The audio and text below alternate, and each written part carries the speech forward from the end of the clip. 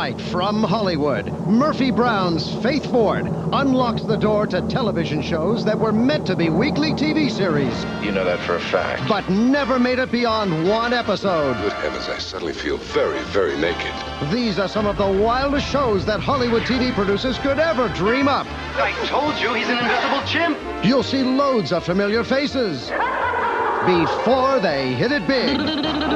And after they were big already. And so be it. Amazing clips chock full of stars, big stars, Academy Award-winning stars, disturbed children, klutzy dogs, scary monsters, monster trucks, cavemen, clones, painting and all that running around stuff, psycho killers, guns and more guns, daring feats of heroism, male bonding, female bonding, spills, chills, thrills, natural disasters, supernatural disasters, gangsters, fast cars and foxy ladies, cowboys, robots, and go-go dancers, kung fu fighting for the whole family, trips beyond infinity, and Sammy.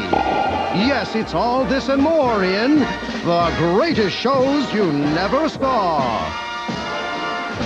Hi, I'm Faith Ford. Tonight we'll discover some of the most fascinating TV you never saw. We have found the most amazing pilots that never made it to series from every TV genre.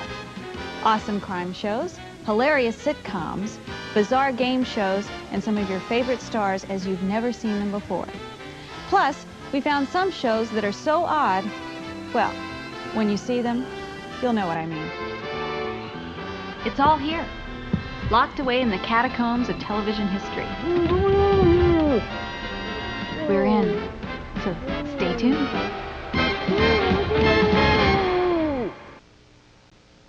What's her name? Mia. Mia. She used to be an actress. Oh, really? She do anything out of scene? I think her biggest deal was she starred in a pilot. Pilot? What's a pilot? Well, you know the shows on TV? I don't watch TV. Yeah, but you are aware that there's an invention called television, and on this invention they show shows, right? Yeah. Well, the way they pick TV shows is they make one show. That show's called a pilot. Then they show that one show to the people who pick shows, and on the strength of that one show, they decide if they want to make more shows. Some get chosen and become television programs. Some don't, become nothing. Did you get that? Basically, a pilot is sort of a test, an experiment to see if a show has the potential to become the next big series. Now, you might be surprised to know that even the pilots for TV's most successful shows were sometimes different from the shows they eventually became. TV producers often find it necessary to change characters or storylines in order for their shows to succeed. Let's take a look. You'll see what I mean. Hello, Uncle Herman. Hello, Marilyn. In the first pilot for The Munsters, Fred Gwynne and Al Lewis originated the roles that made them famous. Could use some fresh blood in this family. But before Yvonne DiCarlo played Herman's wife, Lily, Joan Marshall played Herman's more ghoulish wife, Phoebe. And in a more drastic contrast, before Butch Patrick personified the all-American boy werewolf Eddie, child actor Happy Durman had a very different, rather more disturbed take on the character. You never let me have any fun. I'm going to hold my breath and turn myself back into a toad. You're always picking on me. That's all you ever do is pick on me. You're always picking on me, too. You never talk that way to Marilyn.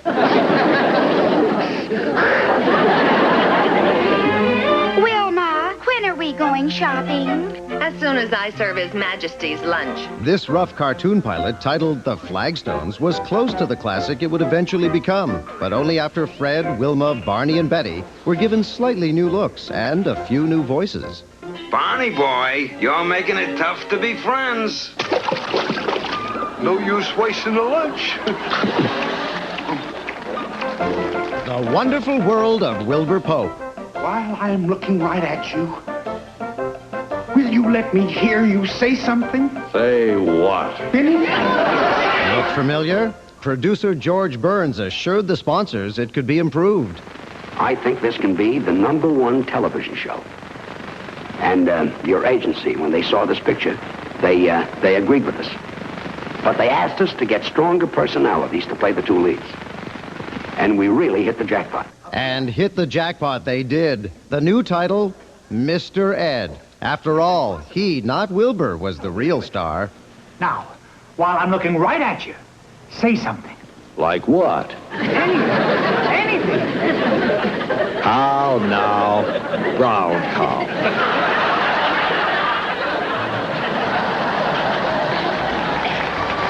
So, the big question is, what happens to all those pilots that never become series?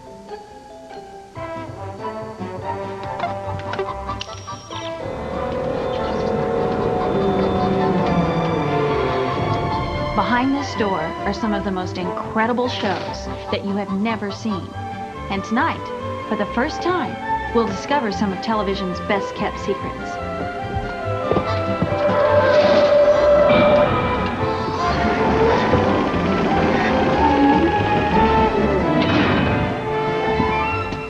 Follow me.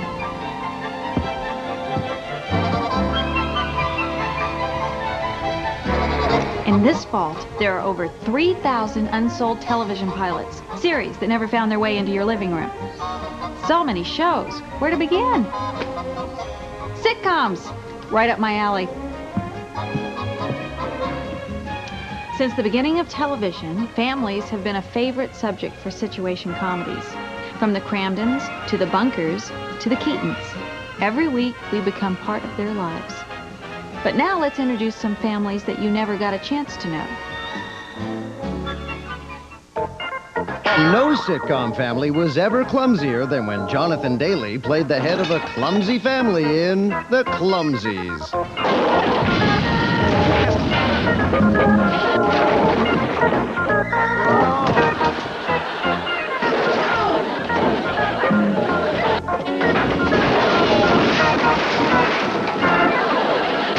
Professor Cooper, I don't see anything funny about man's imperviousness to the pain of his fellow man. Did you ever see The Three Stooges? Before hitting it big in Honeymoon in Vegas, Square Peg star Sarah Jessica Parker squared off against the Zinger King himself, Alan King, on The Alan King Show. Hi, Dad. Making for the sassiest father-daughter relationship ever to grace the halls of academia. You know why I love you? Because you and I are exactly alike. Oh, no, we're not.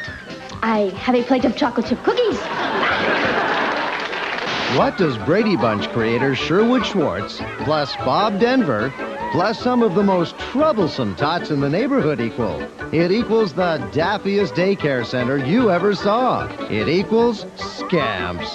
Hey, you guys, come here. I got a plan. And leading this unruly pack was none other than future teen heartthrob Joey Lawrence, delivering a performance that would make the little rascal Spanky McFarlane proud. Because it's a free country, that's why.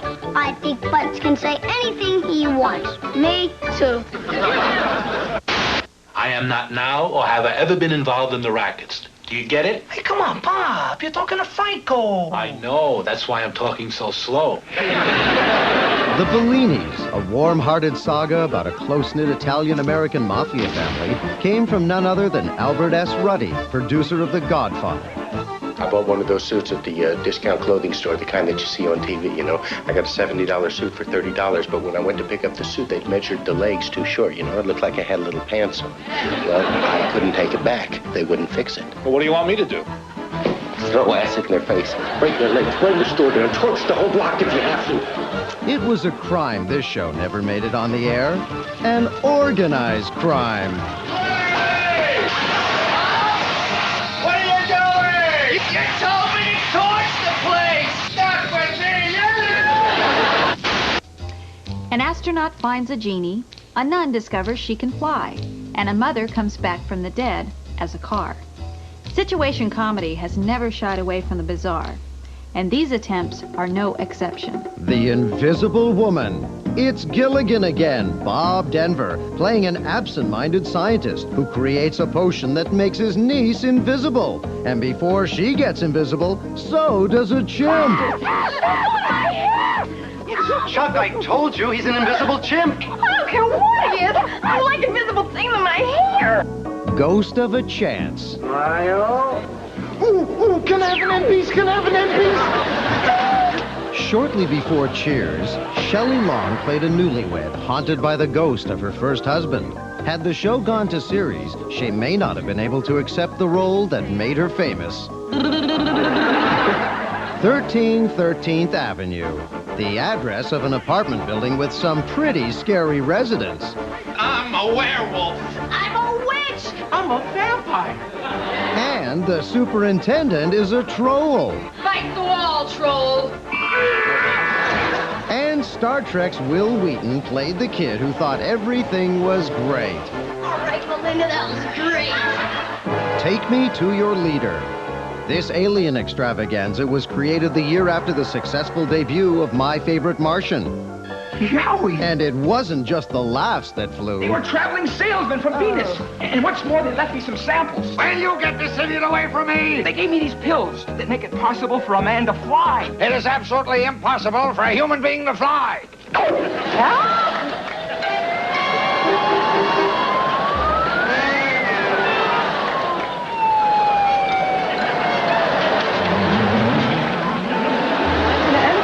We'll be back at 2 o'clock.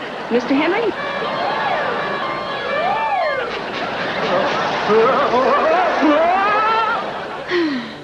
But always at the heart of sitcoms are ordinary, lovable characters we embrace like old friends. Sam and Diane, Bridget and Bernie, Chico and the Man, or the orphan and the dude. With this lovable odd couple, comedy knew no bounds. The dude was always getting the orphan, a shy gas station attendant, into all sorts of nutty situations. Like the time he bought the orphan a $300 watch. Where'd you get $300? I just put $15 down, and it's $20 a month for 18 months.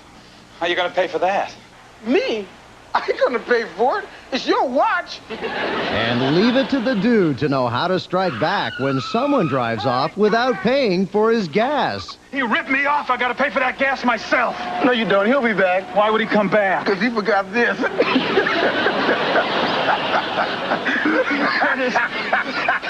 You're too much. Yeah, I'm something else.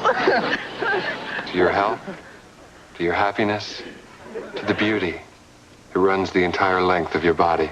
Beverly Hills Cop's Judge Reinhold played against his timid, polite boy-next-door image to play a loutish, sexist pig in this sitcom. Why is your hand on my breast? The hilarity was relentless as this pesky groper created endless opportunities for a lot of old-fashioned battle of the sexes fun. Get your hands off of me! Look, you're going to have to learn the difference between mopping a spill and copping a feel. Perhaps it was the network which gave this show its apt title, Never Again. Are we almost finished? Not quite. Disguised as an episode of Murder, She Wrote, this pilot featured a pre-politically incorrect Bill Maher. You know that for a fact. And our very own Faith Ford. You're not serious. As bumbling husband and wife Private Eyes. Ugh. Despite Faith pulling out all the stops. Stick around, you'll guess your weight. And Bill ladling on the charm. Won't you roll me over and get me a shirt, please? That was all she wrote for these would-be moonlighters. This isn't going to look good on your resume. When we come back, we'll take a look at the gritty side of TV. I'm talking about cops and crime fighters. Yeah. I'm a better cop with 4 legs than you'll ever be with 2. I'll have you know I did not enjoy that. The good guy, the cop, the private dick. For years, we watched them fight the villains.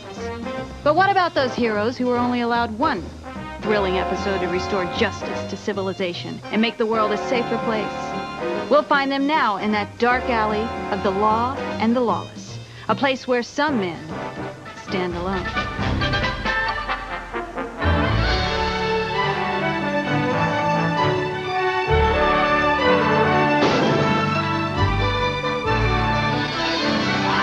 Well, what do we have here? Roy Rogers? Looked like Halloween came early this year. Max Baer, renowned for his role as Jethro on the Beverly Hillbillies, played Max Culpepper, A private dick with a steely stare, a swift kick, and a cool wit only Dirty Harry could match. Now what you gotta ask yourself, punk, is if I can handle all 7 of them at one time, how bad I'm gonna stomp you now that you're alone.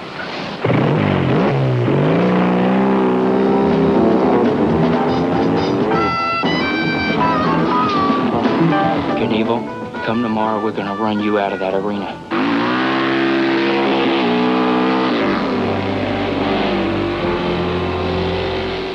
Evel Knievel, stuntman supreme, setting records, thrilling crowds, and now battling the worst evil of all, crime.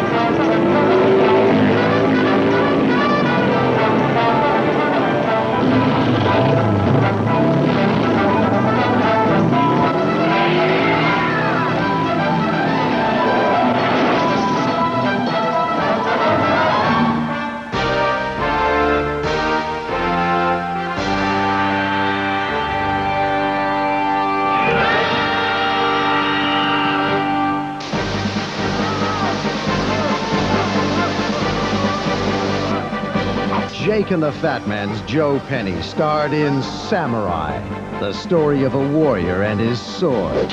A versatile weapon for which the crime fighter found many different uses, with the exception of actually inflicting any bodily harm. For that, he had his truck.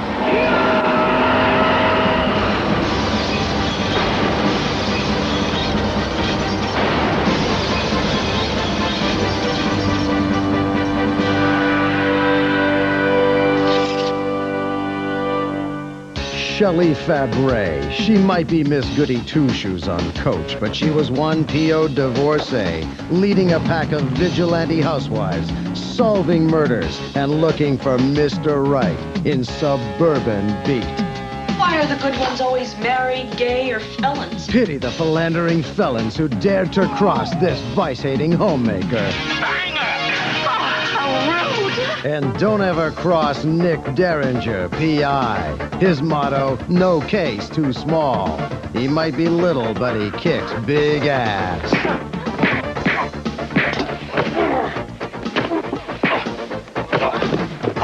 But sometimes one's not enough when you're in a jam. When the chips are down, you need someone covering your back. We're talking Starsky and Hutch. We're talking Cagney and Lacey. We're talking Fuzz Brothers. Starring Felton Perry and Academy Award winner Lou Gossett Jr. as two streetwise, jive-talking super cops. What time is it, Lou? It must be about lunchtime. That's where we go eat. How come all you ever think about is food? I mean, don't you ever dig on books or nothing like that? Don't be jiving me, Francis. Hager wants me to believe that the fist is somewhere here in the Vanderlacken collection. But if you're a wrongdoer, watch out. Because nobody strikes fear in the hearts of criminals more than crime-fighting antique dealers Vincent Price and Peter Lorre. If it had taken off, Collector's Item would have blasted through TV screens with four-fisted action, like only these two movie veterans could duke out.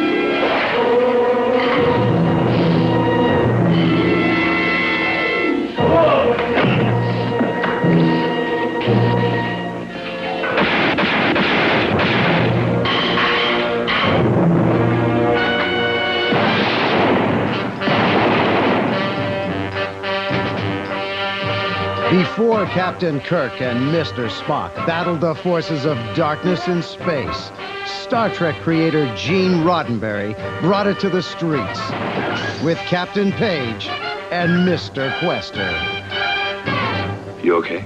It's all right, just a little numb.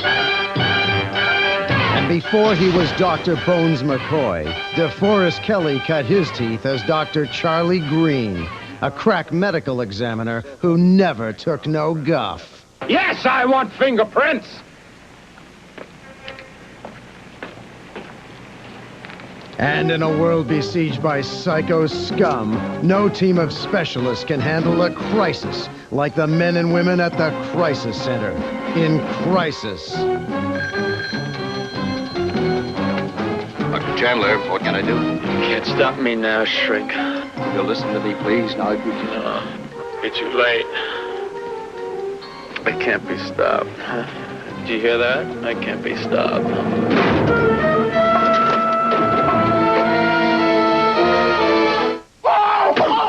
But when the job can only be done one way, the Kung Fu way, who you gonna call but the Man of the Dragon? These dudes are so bad, even their chicks get into the action, laying waste every vermin who ever set foot on the face of the planet.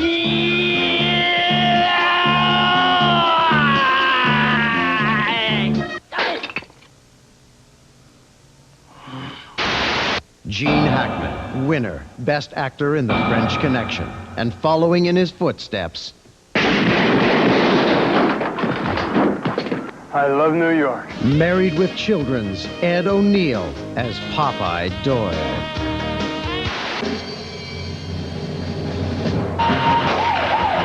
They're shooting at us!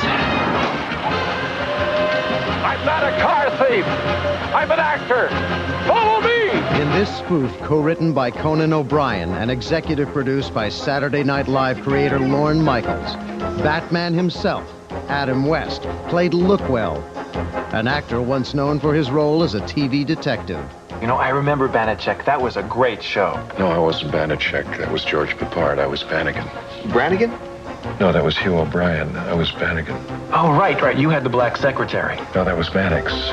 I had a sheepdog. Now struggling in his career, Lookwell has delusions that he's a real crime fighter. Honorary Crime Stopper, 1972. I don't know, Mr. Lookwell. That was presented to me at a formal ceremony in Television City. Aiding the police, though in actuality he is a hindrance to them. His car was part of a sting operation tonight. Of course, that's all ruined now. Sting operation? The museum lot was targeted as a prime strike zone, and his car was bait. Crime strike zone? Unlike Police Squad, a similar crime show spoof which inspired the Naked Gun movies, Lookwell wasn't even allowed 6 episodes. If you need me again, here's my headshot.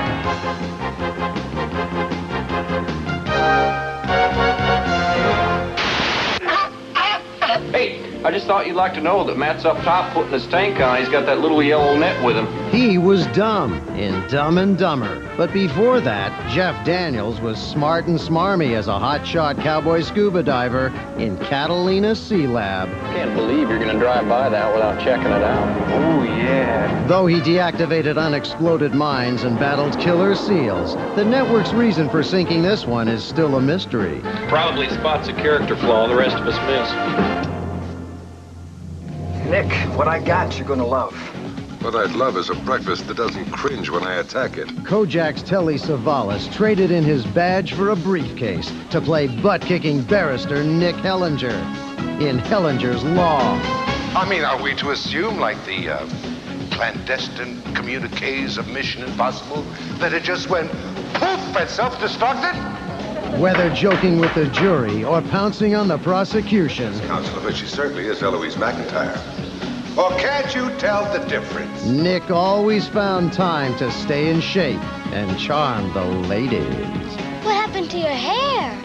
Oh, I must have left it at home again. Good heavens, I suddenly feel very, very naked. You shouldn't be self-conscious. Baldness is a sign of virility. Oh, I certainly hope so. In my own mind, I'm convinced it was some dope-crazed burglar who surprised Norma and George Cushing and shot his way out. William Shatner, the quintessential actor's actor, proves in Indict and Convict that the greatest acting is reacting. As an accused wife killer, the inner turmoil played across his face in a portrayal so nuanced, the mere eating of a breath mint said volumes. Showing great restraint, he saved his powerful instrument for the climax. If you had the courage of your convictions, you would have followed through. An explosive tour de force in which he condemned the network for not keeping this show on the air. Believe it or not, there are people out there who don't agree with your verdict. And they're going to think that when it got down to the nitty-gritty, you blinked. But for every door that closes, another one opens. Indict and Convict's loss would soon prove to be T.J. Hooker's gain. And so be it. We'll be back with more of the greatest shows we never saw.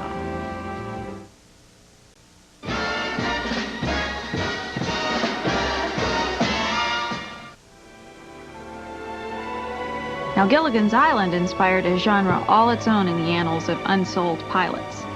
People stranded on a tropical island. So sit back and prepare to be cast away. This is your captain speaking. We're going to have to execute an emergency landing in the water. While Gilligan's Island had a mere 7 castaways, Lost Flight starring Lloyd Bridges staggered audiences with over 100. Why don't you just get on that radio and tell those rescue teams where we are? This 1970 attempt, however, was less its comic predecessor and more an adult version of Lord of the Flies. I'm in charge here. I don't remember you being elected king of this island. When civilization is left behind, these people regress to savagery, and everybody is always fighting everybody, not unlike the Men of the Dragon. But if at first you don't succeed, try again, though with a slightly different variation. In Stranded, it was less man against man than man against nature, culminating in Jimmy McNichol and his faithful dog locking horns with the deadly lagoon creature. You okay, Tim? It was an eel, a moray. But still, this idea remains stranded. Will you knock it off? You're scaring the sucker fish. So how best to rescue it? Rethink it yet again. Forget about all this man against man, man against nature malarkey. Crash Island depicted an island utopia.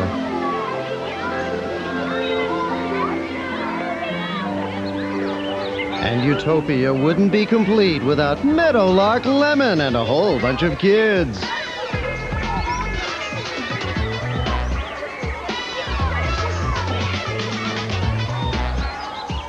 But inexplicably, even this love fest did not succeed, and the desert island themes were finally once and for all cast away. For now, at least. And speaking of islands... Just a matter of knowing where to place your bet. Before he presided over Fantasy Island as the suave Mr. Rourke, Ricardo Montalban presided over Batista's Island as the suave Tio Martinez in Tonight in Havana. Do you like my diamond? They're beautiful. You're not looking at the jewels. That is a matter of definition. Varsity USA. The concept for this proposed variety series was simple. Each week, host Bennett Cerf... Hello, I'm Bennett Cerf. ...would travel to a different university to show us the best in college varsity entertainment. The day's gone when the only thing a varsity show had to offer was the sight of 200-pound football players cavorting about in the frills and furbelows of a chorus girl. There's Honey O'Brien. All you have to do is mention her to make each male New Yorker swoon.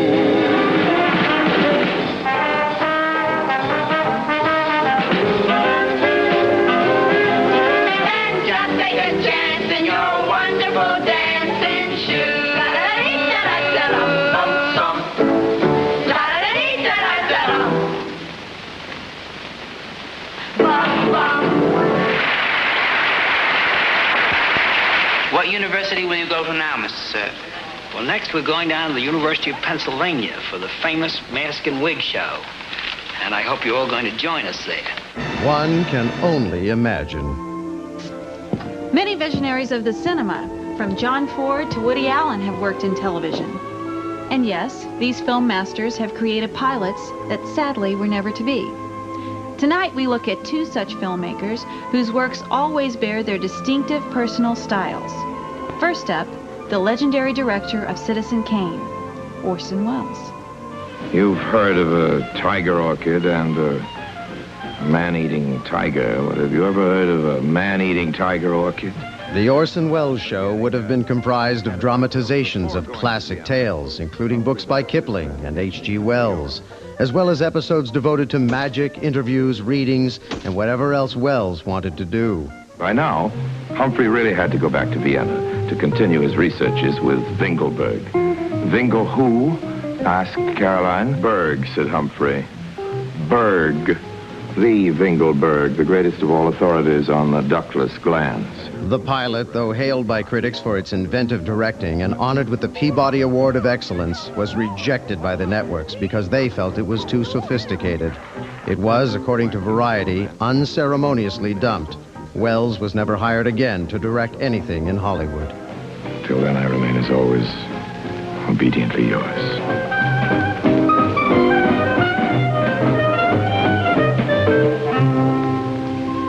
And now, going from the sublime to the ridiculous, let's take a look at a pilot from Ed Wood, who was considered by many to be the worst director of all time. Ed Wood was also allowed free rein on Crossroad Avenger, the gripping tale of the Tucson Kid, a gunslinging insurance investigator. Folks call me the Tucson Kid. The insurance investigator? That's about the size of it. I swore. This wrenching tale of life and death in the early West was considered unsuitable for television. You be the judge. Take it easy, old-timer. I'll get a doctor. Ain't no use. Time for me to cash in my chips. I reckon I will find out about that activity at the Double D Ranch now. Get it going. Get it going, and don't stop until you've crossed the state line. So, ride on. Ride on.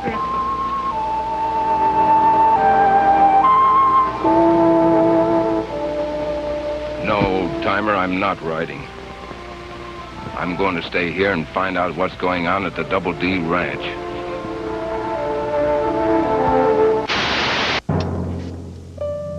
From Close Encounters of the Third Kind to Mr. Mom, Terry Garr charmed the world as the all-American mother who could make you feel good with a song and a hot meal. Hot, hot, hot! I gotta get something to hold this. Whew. But in Law and Order, she played a girl with a secret so shocking, Look, you don't have to give me the business, you know? a past so unthinkably lurid, You can't be anything but what you are and what you always have been. that even a top New York cop like Darren McGavin couldn't bring himself to utter its name. What? Prostitutes. Winners and losers. The thrill and suspense of real people in real life making the decisions that can make them or break them. All in an instant. See how fast your mind works on Quick as a Flash, starring Bill Cullen. Anyone watching Quick as a Flash because of the title was bound to be disappointed. Celebrity contestant Boris Karloff finally got the answer right. But if this had been Jeopardy, the buzzer would have cut him off ages before he got to it. What do you say, Mr. Karloff, on behalf of you and your partner? I'm going to take a wild shot at it. Mad Dogs. Mad Dogs. Invisible. And Boiling Point. Boiling Point, yes, all those things were mentioned. Could that be Louis Pasteur, big investigator? It could be, for $35 to your partner and $35 to the... It's up to you. It's up to you. Each week on It's Up to You, that charismatic gang, the Junior Achievers, would present their ingenious product ideas to America. Our product this year was a barbecue shell to hook on the side of your barbecue to save all your busy little housewives numerous steps to the kitchen. The concept for this show was simple. Now let's see, panel, if you can discover which of our guests, Mr. X or Mr. Y, is the businessman. The other is a top television and movie star. Looks like the deck was stacked in favor of the Junior Achievers on this one. Mr. Y, could you please tell me the advantage of a corporation over, say, a partnership or a single proprietorship? Did you understand that, Mr. Y?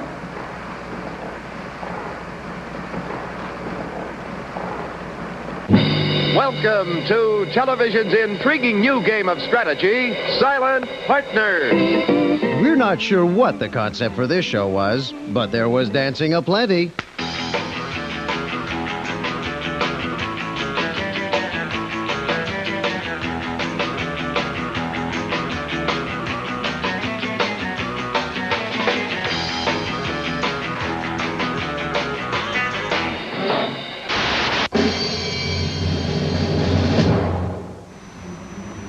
This is the only living creature that I love, because I can't change him.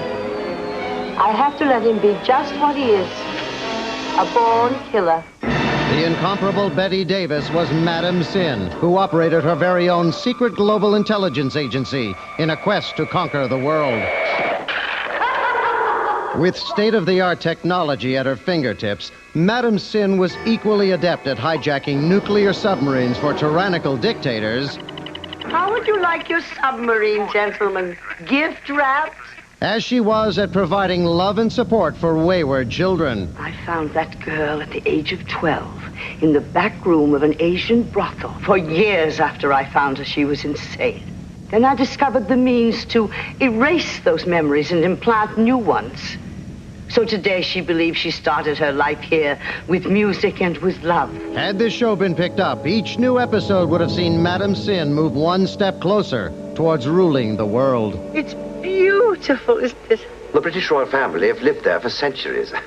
I suspect the present queen has become quite attached to it. Find out when her lease expires. When we come back, science fiction, the supernatural, and a show-stopping musical extravaganza that is nothing short of surreal. Forward in the back, take 2 steps back. That's how you make the donut hole.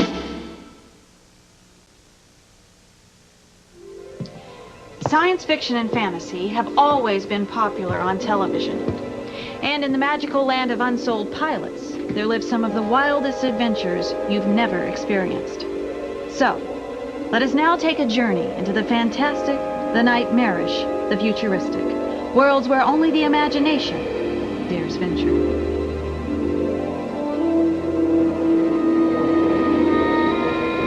Hey, fella.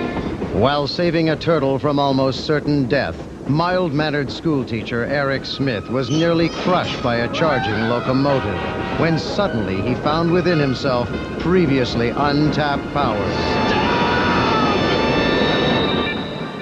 When suddenly he discovered he was the man with the power. What I'm about to tell you is known to no other person on Earth. But Eric soon found out that his paranormal powers had a simple, rational explanation. His father was an alien. He was here for 5 years, and he did his job. But during that time, he met a young woman, and he fell in love. And contrary to all his orders, they got married, and they had a child.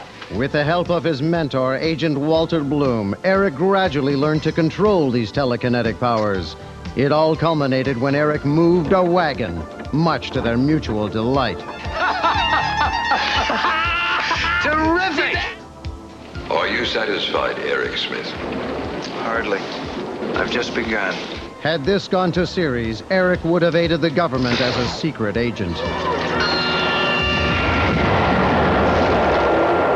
In North Star, BJ and the Bears' Greg Evigan plays Major Jack North, an astronaut who, when zapped by a solar disturbance, gains superhuman powers and a superhuman mind, triggered by sunlight. However, too much sunlight without the protection of special sunglasses will make him explode. Jack North also became a secret agent, so chances are, had he gone to series, he would have run into Eric Smith, the man with the power, had he also gone to series. When Nick Conrad, a kindly physics professor, is paralyzed by marauding hitmen, he constructs a special suit that turns him into his superhuman alter ego, Exo-Man. Exo-Man's main crime-fighting tactic was psychological terror. He never actually touched a hair on his enemies' heads. All he had to do was show up. And weird as it is, television gets even weirder. And weird was never weirder than when New York psychiatrist Dr. Stephen Strange entered the psychedelic tunnel of light to the fourth dimension in Doctor Strange. Stanley Kubrick might have pioneered this effect in 2001: A Space Odyssey, but only Doctor Strange dared bring it to television. You should learn whose powers to respect. The Strange Doctor's chief adversary was medieval villainess Morgan Le Fay, who entered the realm of the present day to bear down her wrath of destruction by direct orders from Godzilla in his first and only speaking role. Beg me to destroy you, Morgan. Pray to me for death. I am Kali, goddess of destruction. I am Lilith,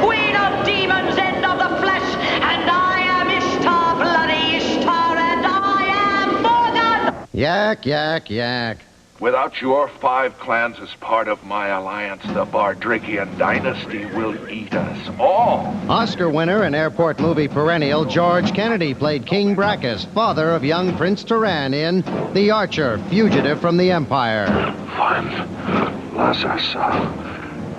When Brachus is killed, the young prince is forced to flee his mystical empire when the vile, power-hungry guard, the Destroyer, frames him for the crime. Turan, brandishing his magical bow and arrow, wanders the world accompanied by Slant the Gambler and Estra the Sensuous Enchantress in search of the wizard who can give him his throne before the monstrous forces of Gar entrap them, or something like that.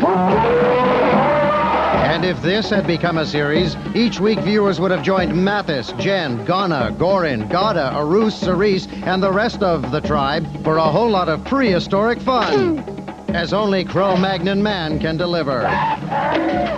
And 100,000 years later, meet Dr. Simon Shane, Dr. Simon Shane, Dr. Simon Shane, Dr. Simon Shane, Dr. Simon Shane, and 8 more Dr. Simon Shanes in Clone Master. I'm working on some very sophisticated cloning experiments, but working on cloning and being a clone are 2 different things. This sensitive examination of the complex identity problems all clones must face would have dealt with the specific tribulations of a different Dr. Simon Shane each week. You're a clone. I'm Simon Shane. So am I. So are we all. I'm Simon Shane. I'm not a clone.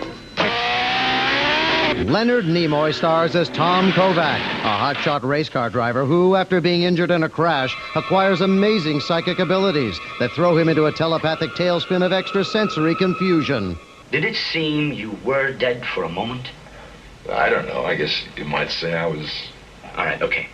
True to Mr. Spock, Kovac attempts to find a logical reason for his puzzling predicament. I could have stepped into my shower, slipped on a cake of soap, hit my head on the tiles, and crawled out half-conscious. But this answer does not suffice, and Kovac remains baffled. Had this gone to series, he too would have been a government agent like Jack North and the man with the power. Sir, there is a potential client on screen 4. And I know that if you give me a chance, sir, I can deliver his soul. The fiery underworld was never cooler than when Rat Packer Sammy Davis Jr. went straight to hell as one of Satan's minions in Poor Devil.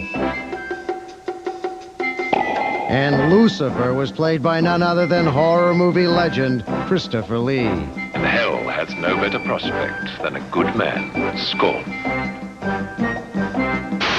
And now for something totally out there, Shangri-La Plaza, a musical about the lives and loves of people who work at a Los Angeles mini-mall. Mercedes and ladies, don't hand you maybes. You got the wheels, they shine. You gotta wait for that special one. Georgie, you're gonna wait till it falls off. Get a light. In Shangri-La Plaza, everyone had something to sing about, whether it was the trials and tribulations of finding the perfect mate or making the perfect donut. You take a pound of sugar and you add a couple logs.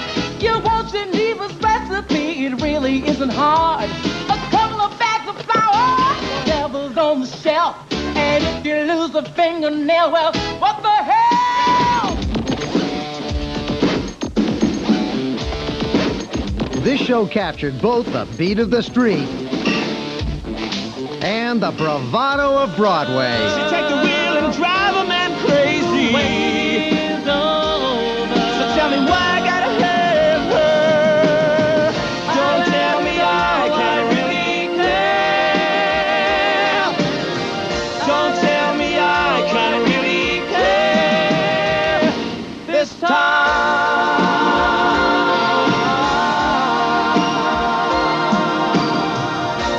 Lloyd Webber, eat your heart out.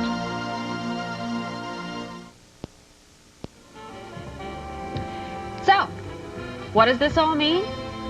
Well, every year Hollywood churns out hundreds of ideas in the hopes of creating the next hit series.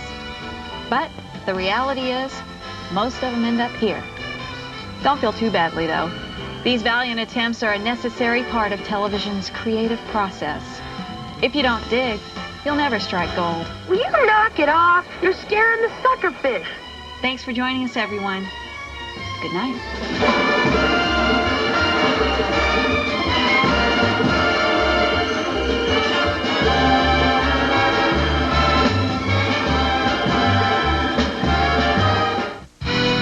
Tonight, Dave plays host to TV's Toughest Lawman. A whole lot of fun with Chuck Norris and more on The Late Show with David Letterman. Now, your local news. Historic, record-breaking heat is coming to Southern California and raging floodwaters on the West Coast. We've got a live team report on a weather emergency just seconds away. A horrifying scene at a McDonald's where a man is gunned down. You'll see what happened. Also, Action News goes inside the apartment that became a death trap, where a family lost their